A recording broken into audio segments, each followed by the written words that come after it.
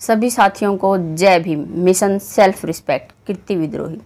साथियों, बाबा साहब डॉक्टर भीमराव अंबेडकर ने हिंदू संस्कृति के पतन विषय पर भाषण देते हुए जो अन्य महत्वपूर्ण जानकारी दी, उसको आज मैं आपसे साझा करूंगी। नई दिल्ली में लॉ यूनियन के सालाना समारोह के अवसर पर हिंदू संस्कृति के पतन के कारण विषय पर भाषण देते वक्त बाबा साहब अंबेडकर ने कहा, प्राचीन हिंदू समाज में भगवान ने कानून बनाया है जैसी कई गलत धारणाएं प्रचलित थी।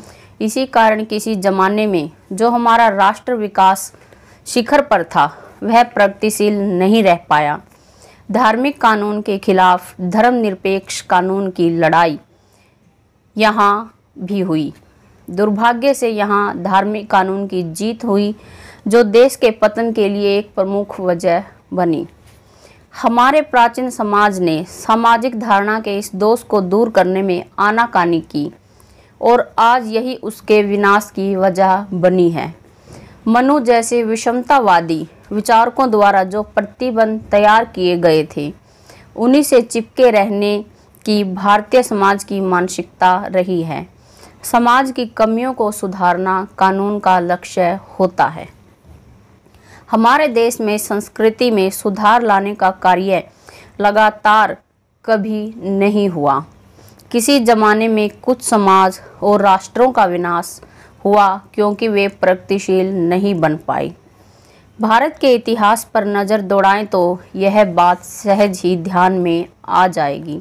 आम आदमी सोचता है कि आज की विधानसभा की रचना और कार्य पद्धति को हमने इंग्लैंड से लिया है, लेकिन अगर कोई हमारे प्राचीन ग्रंथ विनय पिटका पढ़े तो उसका यह भ्रम दूर हो जाएगा। विनय पिटका के अध्ययनकर्ताओं को विधानसभा से संबंधित कुछ नियम पता थे। कईयों को लगता था कि प्रस्ताव न रखने से विधानसभा में उस विषय पर बहस नहीं होगी और वोट भी नहीं पड़ेंगे। यह नई बात है, लेकिन यह एक सर्वमान्य गलतफहमी है। लगभग सभी मानते हैं कि गुप्त मतदान की पद्धति हमने अंग्रेजों से ली है। यह भी गलत धारणा है। विनय पिटका में गुप्त मतदान की खास व्यवस्था का वर्णन है। इस पद्धति को उसमें साल पत्र ग्रह कहा जाता है। इसमें पेड़ की छाल का मतपत्रिका के तौर पर इस्तेमाल किया जाता था।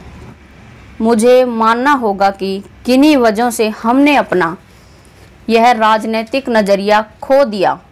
विधानसभा जैसी लोगों की सहयोग पर आधारित संस्थाएं विनष्ट हुई और हम एक तंत्री राजा के नागरिक बने।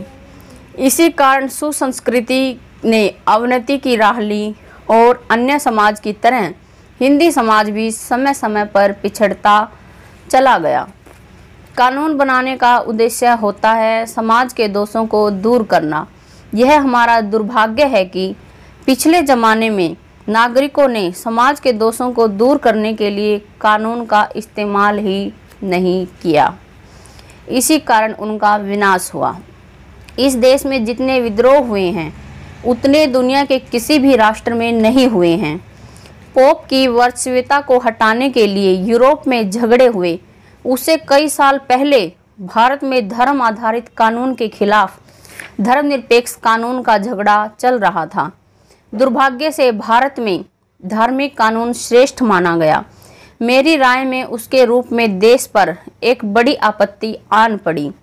उस जमाने के हिंदू समाज के अप्रगतिशील लोगों के बीच कानून में बदलाव नहीं किया जा सकता था। यह धारणा रूढ़ हो चुकी थी और मेरी राय में यही धारणा इस आपत्ति के आने की वजह है।